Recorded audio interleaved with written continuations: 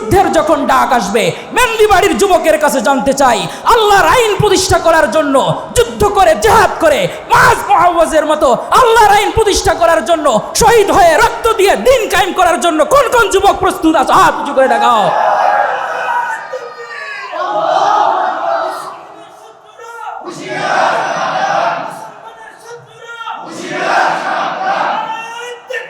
আমার ভাইরা আমার, আবু বকর একদিক থেকে রাতের বেলা নামাজ পড়ে চোখের পানিতে ভাসা দেন, অন্য দিক থেকে তরবারি হাতে বদরের প্রান্তরে কাফেরদেরকে কচুকাটা করে দিতেন।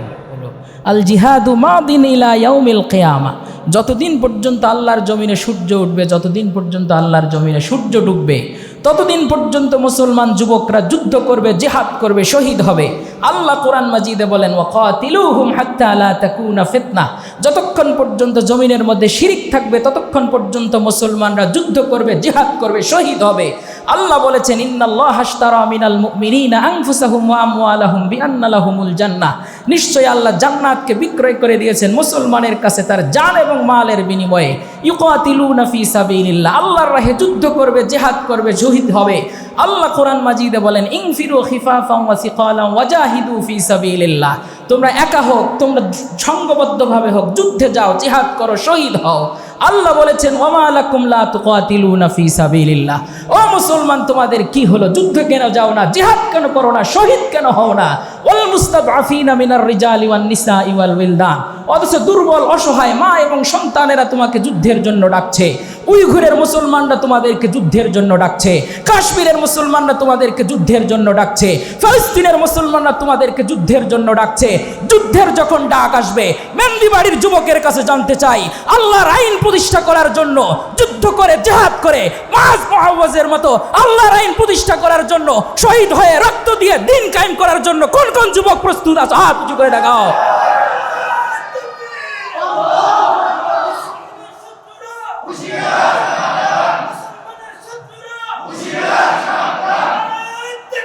আমার ভাইরা আমার, আল্লাহ রাব্বুল আলামিন কোরআন মাজিদে প্রায় 80 জায়গায় ডিরেক্ট অর্ডার করেছেন, নামাজ যেমন ফরজ, দিন কায়েমের জন্য জিহাদ করে রক্ত দেওয়া ওই রকম ফরজ। এজন্য সুশীল সাজা যাবে না, এমন একজন সাহাবীও নাই। রাসূলের কি আলাদা কোনো সেনাবাহিনী ছিল? আবু বকর একদিক থেকে রাতের বেলা নামাজ পড়ে চোখের পানিতে ভাসা দেন, অন্য দিক থেকে তরবারি হাতে বদরের প্রান্তরে কাফেরদেরকে কচুকাটা করে দিতেন। প্রিয় সুধী, আজ 13ই রমাদান, আজ থেকে 1400 বছর পূর্বে আজকের এই দিনে রাসূলুল্লাহ সাল্লাল্লাহু আলাইহি ওয়াসাল্লাম তিনি যেই জায়গাতে অবস্থান করছিলেন ওই জায়গার নাম হচ্ছে বদর। ওই জায়গার নাম কি? যারা হজ করেছেন, যাদেরকে আল্লাহ সুযোগ দিয়েছেন, তারা হয়তো সেই জায়গায় ভিজিট করেছেন। বদর হচ্ছে মদিনা থেকে দক্ষিণ পশ্চিমে 80 মাইল দূরে একটা জায়গা। ওখানে একটা কূপ আছে, ওই কূপের নাম বদর। কূপের নাম অনুযায়ী নাম হয়েছে স্থানের নাম বদর প্রান্তর। সুবহানাল্লাহ। সেই বদরে এক বিশাল ইতিহাস আছে মুসলমানের। আমরা সেই ইতিহাস থেকে আজ আলোচনা করব ইনশাআল্লাহ। তার পূর্বে গত সপ্তাহে আমাদের কিছু অসমাপ্ত আলোচনা আছে, যেগুলো আমাদের জীবনের জন্য অতীব প্রয়োজনীয় এবং দৈনিক এই প্রশ্নগুলো আমার কাছে প্রতিনিয়ত আসছে। বিশ্বনবী সাল্লাল্লাহু আলাইহি ওয়াসাল্লাম তিনি এই দিনে 624 সনে হিজরি সনের 13ই রমাদান 12ই রমাদান হুজুর সাল্লাল্লাহু আলাইহি ওয়াসাল্লাম বদরের প্রান্তরে কাফেরদের সাথে যুদ্ধ করার জন্য সৈন্য শিবির স্থাপন করেছিলেন। যুদ্ধ হয়েছে 3 দিন। আমরা অনেকেই ধারণা করি যে বদর 17ই রমাদান, না, যুদ্ধ হয়েছে 3 দিন, 17ই রমাদান, 19শে রমাদান আর 21শে রমাদান। আর যুদ্ধের শুরু হয়েছে যেই দিন, ওই দিনটা হচ্ছে 12ই রমাদান। সুবহানাল্লাহ। কোনো মুফাসসির বলেছেন 13ই রমাদান। তাহলে হিসাব করে দেখা যায় যে আজ থেকে 1400 বছর পূর্বে আমরা এখন মেন্দিবাড়িতে নামাজ পড়তে এসেছি, আর বিশ্বনবী সেই দিনটাও ছিল শুক্রবার, বদরের প্রান্তরে এরকম শুক্রবার 13ই রমাদান কাফেরদের সাথে যুদ্ধ করার জন্য জিহাদের ব্যবস্থা করে সাহাবা একরামদেরকে নিয়ে বসেছিলেন। সুবহানাল্লাহ। রমাদান একদিক থেকে শাহরুস সবর, ধৈর্যের মাস, শাহরুল মুআসা, সহমর্মিতার মাস, ভালোবাসার মাস, ইবাদতের মাস। অন্য দিক থেকে রমাদান যুদ্ধ করে, জিহাদ করে ইসলামের বিজয় ছিনিয়ে নিয়ে আসার মাস। সুবহানাল্লাহ। আল্লাহ রসুল সাল্লাল্লাহু আলাইহি ওয়াসাল্লাম মক্কা থেকে যখন মদিনায় আসলেন, তখন দারুন নাদওয়াতে মিটিং হলো। তোমরা যে তাকে বের করে দিলে, তিনি যে হিজরত করে চলে গেলেন, তো এখন তো মদিনায় গিয়ে মোহাম্মদ আরও বেশি শক্তি সঞ্চয় করতেছে। এখন তোমরা যদি মোহাম্মদকে শেষ করে না দাও, তাহলে তো ভবিষ্যতে মহিরুহে পরিণত হয়ে যাবে। অতএব মোহাম্মদকে প্রতিরোধ করতে হবে। ওই দিক থেকে মদিনার মধ্যে একজন মুনাফিক ছিল, নাম হলো আবদুল্লাহ ইবনে উবাই ইবনে সালুল। সে আবার মক্কার কাফেরদেরকে দাওয়াত দেওয়া শুরু করলো। বলল যে ভাই, এখানে তো মোহাম্মদ একদম অপ্রতিরোধ্য সার্বজনীন লিডারে পরিণত হয়ে যাচ্ছে, তোমরা আসো, আমরা তোমাদেরকে ওয়েলকাম জানাই, উই উইল হেল্প ইউ, তোমাদের সবাইকে সহযোগিতা করব, মোহাম্মদকে প্রতিরোধ করো। মুসলমানরা মক্কায় নির্যাতন সহ্য করে যখন মদিনায় এসে নিরাপদে ইসলামিক স্টেট কায়েম করার জন্য যখন তারা নিরাপদে জীবনযাপন করছে, ভালোই আছে, এমন সময়ে মদিনার সীমান্তে বিশ্বনবীর সাহাবীরা চারণভূমিতে তাদের যে গবাদি পশু ছিল, উট ছিল, মেষ ছিল, বকরি ছিল, এগুলো বেঁধে রেখে আসতো। দেখা যায় তো ইহুদিরা ধরে ধরে এগুলো চুরি করত। এরপর মুসলমানদের বিভিন্ন ধরনের ক্ষেত খামার, তারপর খেজুর গাছের মধ্যে আগুন লাগায়া দিত। মুসলমানদের বিভিন্ন সম্পদের উপরে তারা দস্যুবৃত্তি করত। মুহাম্মদ সাল্লাল্লাহু আলাইহি ওয়াসাল্লাম যখন এগুলো দেখতে পেলেন, দেখার পর হঠাৎ রাসূল ভাবছেন যে তাদেরকে প্রতিরোধ করা যায় কিভাবে। এজন্য প্রায় 9 বার রাসূল সাল্লাল্লাহু আলাইহি ওয়াসাল্লাম ছোট্ট ছোট্ট অভিযান সীমান্তবর্তী জায়গায় পরিচালনা করেছেন। তার মধ্যে একটা সীমান্তবর্তী অভিযানের নাম হচ্ছে নাখলার খণ্ডযুদ্ধ। এই নাখলার খণ্ডযুদ্ধের পর হঠাৎ রাসূলের কাছে সংবাদ আসলো যে মক্কার লিডার আবু সুফিয়ান সে সিরিয়ায় গিয়েছে অস্ত্র কিনতে। অস্ত্র কিনে ওই অস্ত্র থেকে যেটা প্রফিট হবে, ওই প্রফিটেবল মানিটা ব্যবহার করা হবে মুসলমানদের বিরুদ্ধে। আমরা এখন ইসরায়েলি অনেক পণ্য খাই, ওই পণ্যগুলো থেকে যেটা লাভ হয়, ওই লাভটা তারা মুসলমানদের রক্ত নেয়ার জন্য ব্যবহার করে। আবু সুফিয়ান সেম কাজটাই করছে। অস্ত্র তারা সিরিয়া থেকে নিয়ে আসবে, নিয়ে আসার পর ওই অস্ত্র বিজনেসের মধ্যে ওই সময়ে মক্কার সব গোত্রের লোক এই কাফেলার মধ্যে 70 জনের একটা কাফেলা ছিল, এই বিজনেস গ্রুপের মধ্যে সবাই ইনভেস্ট করছে। এখান থেকে যে লাভটা আসবে, এই লাভটা ব্যবহার করা হবে মুসলমানদের বিরুদ্ধে। বিশ্বনবী এই সংবাদ পাওয়ার পর খুব চিন্তিত হয়ে গেলেন। আল্লাহ ওহী অবতীর্ণ করে বললেন, মুহাম্মদ সাল্লাল্লাহু আলাইহি ওয়াসাল্লাম অনেক নির্যাতন জুলুম অত্যাচার সহ্য করেছেন, হাত গুটিয়ে বসে থাকার সময় নাই। আমি আল্লাহ এখন অর্ডার করব, কাফেরদের বিরুদ্ধে যুদ্ধ করবে, মুসলমানদের রক্ষার জন্য যদি জীবন দিতে হয় জীবন দিবে। সুবহানাল্লাহ। মুহাম্মদ সাল্লাল্লাহু আলাইহি ওয়াসাল্লাম ওদিকে সিরিয়া থেকে আসার পথে আবু সুফিয়ানের যে কাফেলা থেকে সংবাদ পৌঁছল মক্কায় আবু জেহেলের কাছে যে আবু সুফিয়ানের কাফেলার উপরে হামলা করা হয়েছে। এই সংবাদ আবু জেহেলের কাছে পৌঁছার সাথে সাথে আবু জেহেল তার বাহিনী সেট করলো 1000। কয় হাজার ভাই? 1000-এর একটা বাহিনী। তার মধ্যে 700 জন ছিল উষ্ঠারোহী, আর 200 জন ছিল অশ্বারোহী, আর 100 জন ছিল প্রশিক্ষণপ্রাপ্ত তীরন্দাজ। এই 1000 লোক নিয়ে আবু জেহেল চলে আসছে মুহাম্মদ সাল্লাল্লাহু আলাইহি ওয়াসাল্লামের সাথে যুদ্ধ করার জন্য। কোথায়? বদর নামক প্রান্তরে, মদিনার দক্ষিণ পশ্চিমে প্রায় 80 মাইল দূরে এই জায়গায় যুদ্ধ হবে। মুহাম্মদ সাল্লাল্লাহু আলাইহি ওয়াসাল্লাম তাদের 1000 প্রশিক্ষণপ্রাপ্ত এরকম সব অস্ত্রশস্ত্রে সজ্জিত বাহিনীর সাথে যুদ্ধ করবে। মুহাম্মদ সাল্লাল্লাহু আলাইহি ওয়াসাল্লাম চিন্তিত, পেরেশান। আবু বকর রাদিয়াল্লাহু তাআলা আনহুকে বললেন যে কি করা যায়। তিনি একটা দাঁড়িয়ে ভাষণ দিলেন, হুজুর খুশি হয়ে গেলেন। উমর রাদিয়াল্লাহু তাআলা আনহুকে বললেন, উমর রাদিয়াল্লাহু তাআলা আনহু খুশি হয়ে গেলেন। হুজুর সাল্লাল্লাহু আলাইহি ওয়াসাল্লাম চাচ্ছেন যে এনারা মুহাজির সাহাবী যারা মক্কা থেকে মদিনায় এসেছেন, তাদের সংখ্যা তো মাত্র 82 জন, কিন্তু আমার আনসার সাহাবীরা কি বলে, এজন্য আনসার সাহাবীদের দিকে তাকিয়ে আছেন। আনসার সাহাবীদের মধ্যে হযরতে মিকদাদ রাদিয়াল্লাহু তাআলা আনহু দাঁড়িয়ে গিয়েছেন, দাঁড়িয়ে বলছেন, ইয়া রাসূলুল্লাহ, ইয়া হাবিবাল্লাহ, আল্লাহ আপনাকে অর্ডার করেছেন যুদ্ধের জন্য, জিহাদের জন্য। আপনার পেরেশান হওয়ার কিছু নাই, বরং আমরা আপনাকে এই যুদ্ধের মধ্যে সব দিক থেকে হেল্প করব, সাহায্য করব, সহযোগিতা করব। মা নাকুলু কামা ক্বালাত বানু ইসরাঈল, বনি ইসরাঈল যেইভাবে তাদের নবী মুসাকে বলেছিল, ইযহাব আনতা ওয়া রাব্বুকা ফাকাতিলা ইন্না হাহুনা কাঈদুন, বনি ইসরাইল মুসা নবীকে বলেছিল, তুমি আর তোমার রব গিয়ে যুদ্ধ করো, আমরা যেতে পারবো না, আমরা বসে বসে তামাশা দেখব।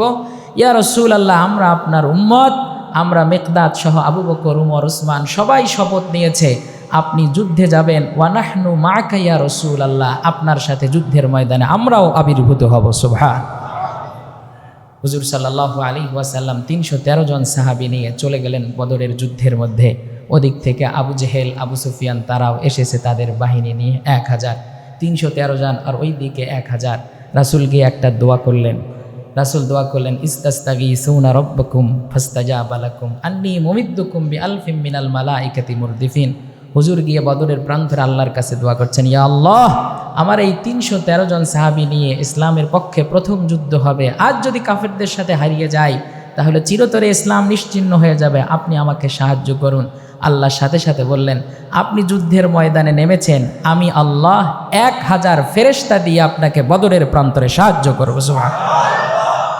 আল্লাহ রব্বুল আলামিন সাহায্য করেছেন ১০০০ সৈন্যবাহিনী যারা ফেরেশতা, তাদের সাহায্য আল্লাহর রাসূলের কাছে এসেছে। যুদ্ধ যখন শুরু হবে, মল্লযুদ্ধ হতো। মল্লযুদ্ধ মানে হলো একজনের সাথে আরেকজনের যুদ্ধ।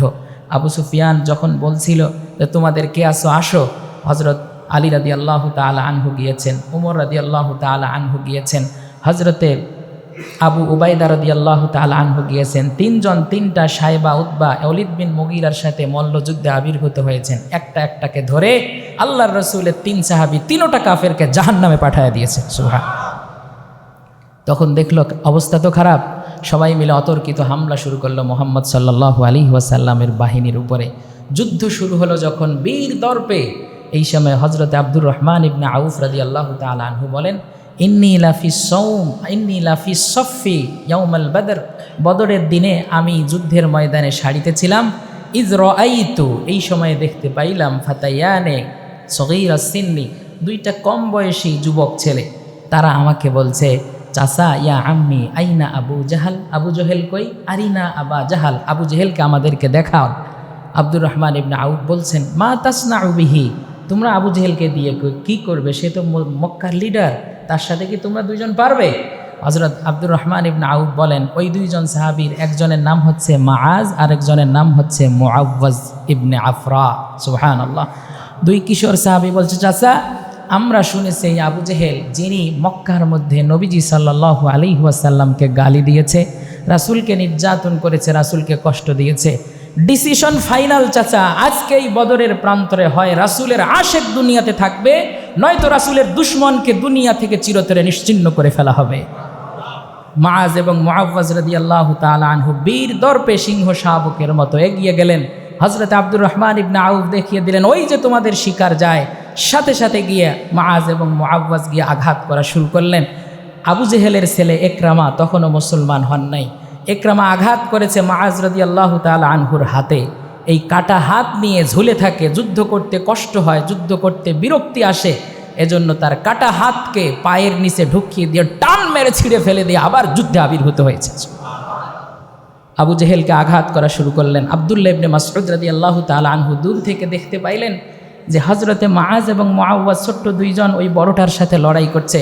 হযরত আব্দুল্লাহ ইবনে মাসউদ রাদিয়াল্লাহু তাআলা আনহু তরবারি হাতে ছুটে এসে ডিরেক্ট আবু জেহেলের বুকের উপরে বসেছে, বসে বলছে, আবু জেহেল, অনেক জ্বালিয়েছ আমার রাসূলকে, অনেক কষ্ট দিয়েছ আমার নবীকে, আজকে এই বদরের প্রান্তরে তোমাকে ছাড়ব না। আবু জেহেল তখনও অহংকার করে বলছে যে তুমি মক্কার মধ্যে রাখাল ছেলে, মেষ চড়াইতে আজ আমার মতো লিডারের বুকের উপরে চড়েছ, তোমার সম্মান তো আমার থেকে অনেক কম, তোমার কি দুঃসাহস আমার বুকের উপরে চড়ার? আব্দুল্লাহ ইবনে মাসউদ রাদিয়াল্লাহু তাআলা আনহু বললেন যে তুমি মক্কার মধ্যে লিডার ছিলে, কথা সত্য, আমি রাখাল ছিলাম, এ কথাও শুনতো, তুমি কালিমা স্বীকার করো নাই, আর আমি কালিমা স্বীকার করেছি। যেহেতু আমি কালিমা লা ইলাহা ইল্লাল্লাহ পড়েছি, এজন্য আল্লাহ তাআলা তুমি আবু জেহেলের উপরে আমি আব্দুল্লাহ ইবনে মাসউদকে বেশি বিজয় দান করেছে। সুবহানাল্লাহ। আব্দুল্লাহ ইবনে মাসউদ তার গর্দানটা ফেলে দিলেন। বদরের প্রান্তরে যুদ্ধ হলো, মুসলমানরা বিজয়ী বেশে ফিরে আসলো। আর মুসলমানদের এই যুদ্ধের ময়দানেই মূলত সামগ্রিকভাবে, মৌলিকভাবে মুসলমানদের গোড়াপত্তন হলো মদিনার বুকে। আমি একটা কথা বলি, আল্লাহর রাসূল সাল্লাল্লাহু আলাইহি ওয়াসাল্লাম যে ফর্মুলা দিয়েছেন, আল্লাহ তাআলা যে ফর্মুলা দিয়েছেন দিন কায়েমের জন্য, ইসলামের বিজয়ের জন্য, ওই ফর্মুলা ওই গতিপথ, ওই প্রেসক্রিপশনের বাইরে গিয়ে দিন বিজয় করা সম্ভব নয়। আল্লাহ রসুলের ফর্মুলা কি? আল্লাহ রসুলের ফর্মুলা হলো আল জিহাদু মাদিন ইলা ইয়াউমিল কিয়ামা। যতদিন পর্যন্ত আল্লাহর জমিনে সূর্য উঠবে, যতদিন পর্যন্ত আল্লাহর জমিনে সূর্য ডুববে, ততদিন পর্যন্ত মুসলমান যুবকরা যুদ্ধ করবে, জিহাদ করবে, শহীদ হবে। আল্লাহ কোরআন মাজিদে বলেন ওয়াকাতিলুহুম হাত্তা লা তাকুনা ফিতনা। যতক্ষণ পর্যন্ত জমিনের মধ্যে শিরিক থাকবে ততক্ষণ পর্যন্ত মুসলমানরা যুদ্ধ করবে, জিহাদ করবে, শহীদ হবে। আল্লাহ বলেছেন ইন্নাল্লাহা আশতারা মিনাল মুমিনিনা আনফুসাহুম ওয়া আমওয়ালাহুম বিআন্না লাহুমুল জান্নাহ। নিশ্চয়ই আল্লাহ জান্নাতকে বিক্রয় করে দিয়েছেন মুসলমানের কাছে তার জান এবং মালের বিনিময়ে। ইউকাতিলুনা ফি সাবিলিল্লাহ, আল্লাহর রাহে যুদ্ধ করবে, জিহাদ করবে, শহীদ হবে। আল্লাহ কোরআন মাজিদে বলেন ইনফিরু খিফাফান ওয়া সিকালান ওয়াজাহিদু ফি সাবিলিল্লাহ। তোমরা একা হোক, তোমরা সংঘবদ্ধভাবে হোক, যুদ্ধে যাও, জিহাদ করো, শহীদ হও। আল্লাহ বলেছেন ওয়ামা লাকুম লা তুকাতিলুনা ফি সাবিলিল্লাহ। ও মুসলমান, তোমাদের কি হলো? যুদ্ধ কেন যাও না? জিহাদ কেন করো না? শহীদ কেন হও না? ওয়াল মুস্তাদআফিনা মিনার রিজালি ওয়ান নিসাই ওয়াল উইলদান। অথচ দুর্বল, অসহায় মা এবং সন্তানেরা তোমাকে যুদ্ধের জন্য ডাকছে। উইঘুরের মুসলমানরা তোমাদেরকে যুদ্ধের জন্য ডাকছে। কাশ্মীরের মুসলমানরা তোমাদেরকে যুদ্ধের জন্য ডাকছে। ফিলিস্তিনের মুসলমানরা তোমাদেরকে যুদ্ধের জন্য ডাকছে। যুদ্ধের যখন ডাক আসবে, মেন্দিবাড়ির যুবকের কাছে জানতে চাই, আল্লাহর আইন প্রতিষ্ঠা করার জন্য যুদ্ধ করে, জিহাদ করে, মাজ মুআওয়াজের মতো আল্লাহর আইন প্রতিষ্ঠা করার জন্য শহীদ হয়ে রক্ত দিয়ে দিন কায়েম করার জন্য কোন কোন যুবক প্রস্তুত আছে? হাত উঁচু করে দেখাও।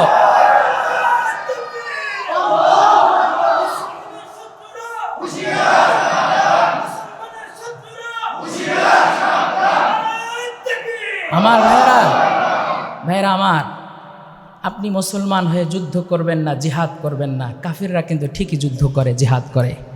দ্বিতীয় বিশ্বযুদ্ধ আমরা করেছি, তারাই বাঁধিয়েছে। প্রথম বিশ্বযুদ্ধ কারা শুরু করেছে? তারাই শুরু করেছে। গলফের যুদ্ধ কারা করেছে? তারাই করেছে। শতবর্ষব্যাপী যুদ্ধ কারা করেছে? তারাই করেছে। তারা একদিক থেকে আমাদেরকে বিশ্ব মানবতার কথা বলে, অন্য দিক থেকে তারাই আবার আফগানে মুসলমান মারে, ফালিস্তিনে মুসলমান মারে, সিরিয়ায় মুসলমান মারে। তার মানে হলো যুদ্ধ একটা অবশ্যম্ভাবী বিষয়। আপনি যতক্ষণ পর্যন্ত চুপ থাকবেন মুসলমানদের বিজয় আসবে না, যতক্ষণ না মুসলমানরা জিহাদের শপথ নিবে। আল্লাহ রাব্বুল আলামিন কোরআন মাজিদে প্রায় 80 জায়গায় ডিরেক্ট অর্ডার করেছেন, নামাজ যেমন ফরজ, দিন কায়েমের জন্য জিহাদ করে রক্ত দেওয়া ওই রকম ফরজ। এজন্য সুশীল সাজা যাবে না। এমন একজন সাহাবীও নাই। রাসূলের কি আলাদা কোনো সেনাবাহিনী ছিল? আবু বকর একদিক থেকে রাতের বেলা নামাজ পড়ে চোখের পানিতে ভাসা দেন, অন্য দিক থেকে তরবারি হাতে বদরের প্রান্তরে কাফেরদেরকে কচুকাটা করে দিতেন। মুসলমান তো হবে এই রকম, একদিক থেকে বিনয়ী হবে, জালেমের কাছে নত হবে না, জালেমের কাছে উঁচু কণ্ঠে কথা বলবে। পারবেন ইনশাআল্লাহ? আল্লাহ যেন তৌফিক দান করেন, আমিন।